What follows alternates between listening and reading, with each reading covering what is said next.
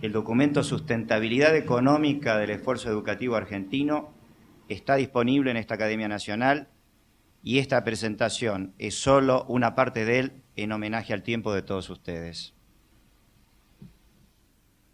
Deseo agradecer y saludar al señor presidente, académico doctor Horacio Sanguinetti, al señor secretario académico doctor Horacio Alcides O'Donnell, a los señores miembros de esta Academia Nacional de Educación y muy especialmente agradecer al doctor académico Alberto Tacchini mi presentación ante este selecto auditorio. Gracias, Alberto. Has puesto la cota del desafío alto, pero con la ayuda de todos ustedes trataremos de alcanzarla. Agradezco particularmente a ustedes, señoras y señores, amigas y amigos. En primera instancia, siento la obligación de hacer referencia al sillón que ocuparé y a aquellos que dignamente me precedieron en el mismo. El sillón de Bernardino Rivadavia rinde homenaje al que fuera uno de los primeros hombres públicos del país naciente que buscara organizarlo de acuerdo a una Constitución. Fue secretario del primer triunvirato, ministro del gobernador Martín Rodríguez y presidente de la Nación. El 12 de agosto de 1821 fundó la Universidad de Buenos Aires, decisión trascendente de la cual tantas generaciones de argentinos son deudores.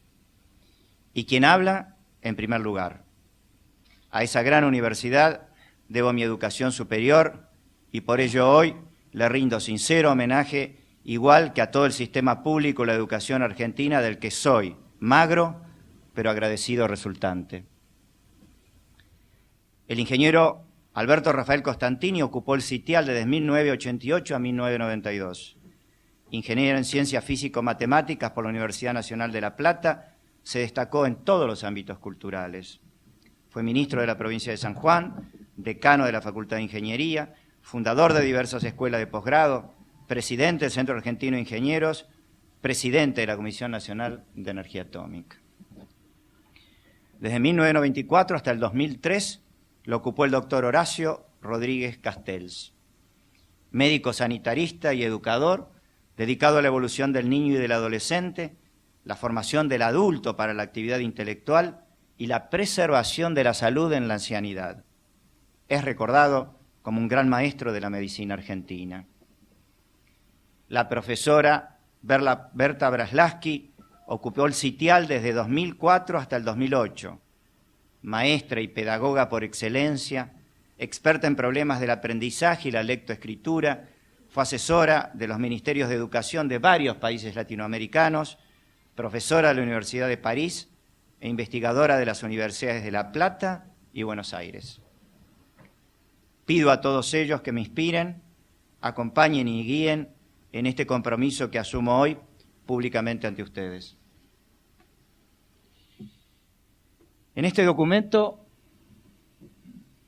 se pretende hacer un abordaje a algunos aspectos referidos a la educación, desde la perspectiva de un economista preocupado por la cuestión del capital humano, tanto por razones profesionales cuanto humanas, éticas y sociales. Es demasiado obvio el rol de la educación para promover el equilibrio y la integración social, desarrollar la libertad de oportunidades, cumplir con un mandato intergeneracional, mejorar las competencias con que las personas se incorporan al mercado de trabajo, desarrollar hábitos virtuosos en todo sentido entre los jóvenes, como para hacer de estas cuestiones el eje de la presentación. Cuestiones obvias, como ya fue señalado, pero no por ello menos importantes y trascendentes. En esta academia, que reúne a tan destacados especialistas y pensadores formados en distintas áreas del saber, sería pretencioso e implicaría una duplicación de esfuerzo encarar esta presentación desde una perspectiva que se focalizara en cuestiones pedagógicas o organizacionales, como bien lo destacó Alberto Tacchini. Tampoco sería el enfoque esperable de un economista profesional con inquietudes, algunas inquietudes internacionales. En cambio, sería más enriquecedor un enfoque que enfatizara en cuestiones vinculadas con aspectos presupuestarios y financieros y de la ubicación relativa de Argentina en el mundo. Y desde esa perspectiva se ha elaborado esta presentación, ya que siempre es bueno tener presente aquello de zapatero a tus zapatos. En la sección 1 se presenta una introducción general muy breve a la problemática educativa que sirve para encuadrar en la sección 2 la presentación de lo que está pasando en el mundo y cómo mide Argentina con algunos indicadores en general y fundamentalmente en términos del gasto en educación. La disponibilidad de datos internacionales, que corresponde al año 2007-2008, permite construir un cuadro de situación genérico, aunque referencia obligada no se ha incluido, hago la salvedad, en homenaje a la brevedad y por no estar en el fondo del estudio, la cuestión de los índices de calidad. Conociendo cómo califica Argentina en el mundo, en la sección 3 se desarrolla una breve sinopsis de la evolución del marco institucional a través de algunas de las principales normas que han regido al sistema educativo en las últimas décadas. Esta sinopsis ilustra los cambios de concepción que se han ido sucediendo a través del tiempo hasta concluir en el marco regulatorio hoy vigente. Esta historia, no por conocida por los académicos y por todo el público en general, deja de ser útil para entender el punto de partida y, más precisamente, la situación actual del sistema. En la sección 4, finalmente, se alcanza el foco del documento, la evolución del gasto público en educación en Argentina desde diferentes ángulos jurisdiccionales, vinculándolo con la dinámica de todo el gasto público en las últimas 3 décadas.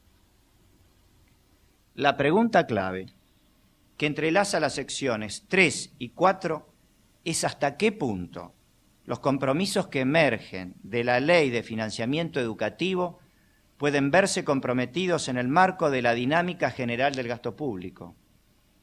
La hipótesis previa es que puede existir un compromiso, dado los elevados niveles de gasto público y sobre todo del cambio de paradigma observado en esta década que ha vuelto a colocar al sector público como productor de bienes y servicios, o al menos como fuente de financiamiento vía subsidios, que podría dificultar o impedir el cumplimiento de las metas de financiamiento establecidos por la norma legal. Entender este problema es crucial, sobre todo ante la magnitud alcanzada por el gasto público en el año 2009, las proyecciones a futuro y el surgimiento de desequilibrios fiscales en los últimos años. La Ley de Financiamiento Educativo es eso, una ley que pretende asegurar los recursos para una actividad crucial. Sin embargo, no sería la primera vez que frente a la emergencia una ley es incumplida, modificada o ignorada de acuerdo a las necesidades de corto plazo y olvidando la visión de largo plazo que los legisladores en su momento buscaron resguardar. De todo ello, los distinguidos miembros de esta academia y el público han sido testigos y nuevamente sería redundante insistir en ello. Algunas notas conceptuales. La contribución de la educación al desarrollo humano es múltiple y abarca una amplia diversidad de planos, ya sean estos el ético, social, político, el del pleno ejercicio de la libertad, económico, cultural, tecnológico, productivo y aún el espiritual, moral y religioso. Muchas organizaciones multilaterales, CEPAL y UNESCO entre ellas, han sostenido que la educación es el medio privilegiado para asegurar un dinamismo productivo con equidad social, fortalecer la democracia mediante la promoción del ejercicio ampliado y sin exclusiones de la ciudadanía, avanzar a mayor ritmo en la sociedad de la información y el conocimiento y enriquecer el diálogo entre sujetos de distintas culturas y visiones del mundo. En teoría, existe una relación directa entre el rendimiento del aprendizaje y el monto de inversión por alumno, pero a la vez existen diferencias que se explican por la calidad de la gestión, como enunciaba también recién Alberto Tacchini. A principios del nuevo siglo, los países latinoamericanos dedicaban en promedio a la educación el 4% del Producto Bruto Interno y entre el 12 y el 22% de su gasto público bruto, llegando el gasto social pro cápita en educación a $137 en 1997, con un aumento del 51% respecto de 1990. De todas maneras, se trata de una cifra inferior a la que invierten los países de la órbita de la Organización para la Cooperación y el Desarrollo Económico, pero quería enfatizar esto, que si bien inferior a OCDE, Latinoamérica ha hecho un esfuerzo que merece ser puesto de relieve. Ello ha permitido que un creciente número de niños acceda a los beneficios de la educación en sus diferentes niveles, como surge del cuadro 1, en el cual se presenta la matrícula en miles de alumnos para un conjunto de países. Los contenidos del aprendizaje, sus procesos, el financiamiento y la distribución de los recursos, el papel del sector privado y del sector público, el tipo de gestión, descentralizada, desconcentrada, la supervisión de la calidad de la oferta y la evaluación de los resultados son todos aspectos que deben tenerse en cuenta en forma holística. Acciones en estos planos permiten mejorar el proceso educativo, facilitan un mejor uso de los recursos, incrementan los logros educativos y aumentan el grado de equidad en el acceso a la educación. Las columnas a fortalecer para aumentar la eficacia y elevar el impacto social de la educación son acceso, permanencia y conclusión, calidad, equidad y eficiencia. La ampliación de la educación se ha consolidado en la región con altas tasas de escolaridad básica, preprimaria y primaria, en particular en Argentina, donde la tasa de matrícula neta en el nivel primario llega al 99%. En tanto, en el preprimario aumentó del 56% al 65% entre 1999 y 2006. La tasa de repetición en el nivel primario en Argentina, 6%, es elevada frente a lo observado en los países desarrollados y es un área a mejorar. Pero quiero enfatizar también en esta oportunidad los altísimos valores que hemos alcanzado en los dos indicadores anteriores. En el nivel secundario, la tasa de matrícula neta en Argentina, 78% en 2006, es todavía baja respecto de otras regiones, América del Norte y Europa Occidental con el 91%, aunque excede al promedio latinoamericano y de Asia-Pacífico. Latinoamericano 70% y Asia-Pacífico 69%. Doctor Corcuera, hay asiento allí si usted desea. Dimensionar la masa de recursos involucradas, CEPAL 2004, indica que para alcanzar 4 objetivos básicos: universalizar la educación preprimaria, asegurar 5 años de educación primaria con baja repitencia, alcanzar en 10 años una cobertura del 75% en la educación secundaria, demandaría 150.000 millones de dólares en su conjunto. Esto es el 7.5% del PBI regional, solo para alcanzar el primer y tercer objetivo, es decir, universalizar la educación preprimaria y alcanzar en 10 años una cobertura del 75% en la educación secundaria. La cuestión de la gestión. Por ello, conspiran contra una adecuada gestión institucional los cambios frecuentes de rumbo, la inestabilidad de los funcionarios responsables, así como el predominio de estructuras burocráticas rígidas.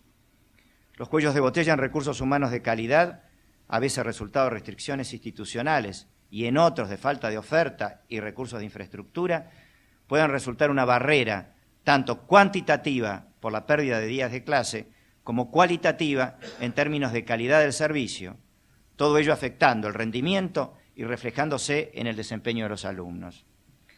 La incidencia de estas restricciones tiende a ser más fuerte en la educación pública que en la privada y afectan porcentualmente a la población más pobre y a diferir en las distintas regiones del país, contribuyendo a profundizar la brecha social y ser una fuente de inequidad.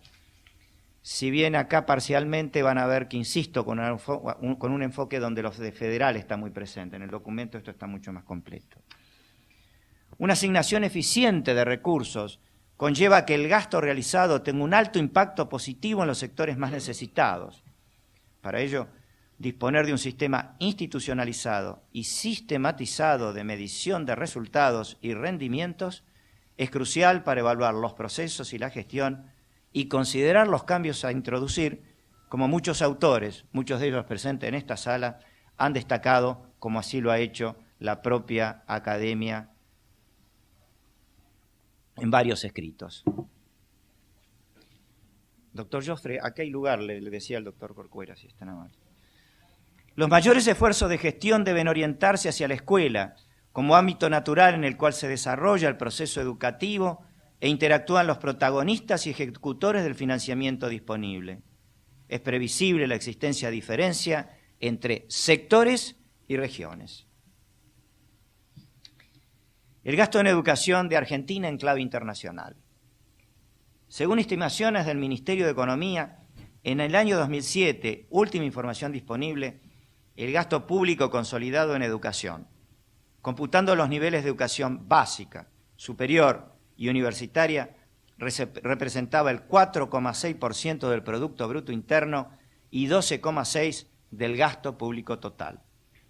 Estimaciones propias realizadas para el año 2009 elevan el primer indicador, esto es la participación del gasto en el Producto Bruto, a 4,8%, es decir, 0,20 más del producto, pero reducen el segundo a 11,4%, es decir, una menor participación del gasto en el gasto público total.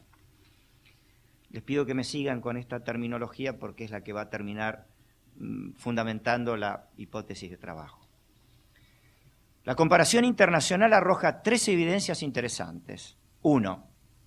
El citado valor promedio no llega al 6% previsto por la Ley 26.075. 2. En solo 2 países de la muestra, Israel y Suecia, el gasto en educación excedió el 6%. Y tercero, hay una dispersión no menor de porcentajes en los distintos países.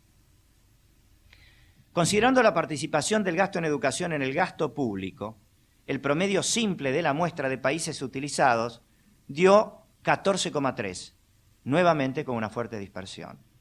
Argentina, con valores de 11,4 en el 2009 y 12,6 en el 2007, se ubica por debajo del promedio, pero con valores más elevados que 7 de dichos países, incluso algunos europeos, como Alemania, Francia, Italia y el propio Japón. La cuarta columna del cuadro 2, siempre las columnas las contamos desde acá, de la primera que aparece reflejada, y márcalo con el power, si sos tan amable, con el láser. La cuarta columna del cuadro 2 refleja la contribución del gasto privado en educación según los datos de UNESCO y en términos del producto para el año 2006. Se destacan para el conjunto de países listados algunas reflexiones. En ningún caso el sector privado contribuye más que el sector público. Distintas estrategias de distribución del gasto entre sector público y sector privado están a la vista. En promedio, su contribución es del 1,2 del Producto Bruto para un subconjunto de 15 países, excluida Argentina, para los cuales el ratio gasto público en educación sobre el Producto Bruto fue del 5, algo más del 5%. Ello permite concluir que el gasto privado para esa muestra de países representa casi el 24% del gasto público y el 19% del gasto total, público más privado, en educación. Para Argentina, y tomando los valores de UNESCO, las relaciones son 18,4 y 15,6, es decir, algo más baja que el promedio de estos países. En este indicador, y en el caso de la educación primaria, el gasto en Argentina es bajo en términos relativos. Los países de la región, Brasil, Uruguay, Chile y México, están, en general, un escalón debajo de los países europeos y aún de los asiáticos en el caso de educación primaria. Argentina mide algo mejor en el caso de la educación secundaria, pero siempre se trata de un segundo nivel respecto de los países que enuncié. En efecto, para los 17 países que, excluyendo Argentina, integran la nómina del cuadro 3, en promedio el gasto público por estudiante en nivel primario representa el 17,9-18% del Producto Bruto Pro Cápita, con valores máximos en Suecia y Polonia, cerca del 25%, y mínimos en Chile y Uruguay, alrededor del 10%. Argentina aparece próxima a estos últimos y por debajo de Brasil. Para el conjunto de países considerados, excluyendo Argentina nuevamente, el cuadro 4 muestra que el 87% del gasto público directo en algunos casos está directamente sombreado para facilitar la lectura, se realiza a través de colegios públicos en el nivel primario y secundario, y el 10% a través de establecimientos privados. Argentina en el 2006 se encontraba en el entorno de estos países que hemos citado y en estos promedios. Obviamente, las cifras ponen en evidencia una vez más los diferentes modelos, como ilustran los ejemplos de Chile y Uruguay. Fíjense, Chile con un 60 y 40, algo más, en establecimientos privados, mientras que el país hermano de Uruguay tiene 100% en sector privado, público y 0 en privado, en virtud de las estrategias elegidas por estos países. Por supuesto, el grueso del gasto público en educación es capturado por el gasto corriente. Para aquellos que normalmente miran estos números y algunos que, como en el caso del Saqueri, han entregado las comisiones en el Congreso, esta es la jerga si se usa en presupuesto, por eso me atengo fundamentalmente a esta denominación. Gastos corrientes son, dicho sencillamente, aquellos que no son de inversión, los que no son gastos de capital, el gasto común corriente. Capturado, insisto, el grueso del gasto público en educación es capturado por el gasto corriente entre 90 y 100%, con valores mínimos en Corea, 82%, particularmente en el nivel primario y secundario, como se muestra en el cuadro 5. Argentina, como se ve, y esto lo quería enfatizar, señálalo con el láser, por favor, exhibe el nivel más bajo de gasto en capital. Esto está claro que representa la gran inversión en salarios y en el levantamiento, digamos, de el poder adquisitivo de maestros, pero nos presenta también la contracara, que es una pobre inversión en aula, que hoy obviamente es una demanda realmente importante, y a todas luces un gasto en inversión de capital para la educación que es necesario analizar. En Argentina, los alumnos en cada nivel se distribuyen en términos generales según la regla del 4-1, 4 en establecimientos públicos y 1 en establecimientos subvencionados, en línea con los promedios mencionados anteriormente. Esto está desarrollado complejamente y completamente dentro del trabajo que está a disposición de ustedes.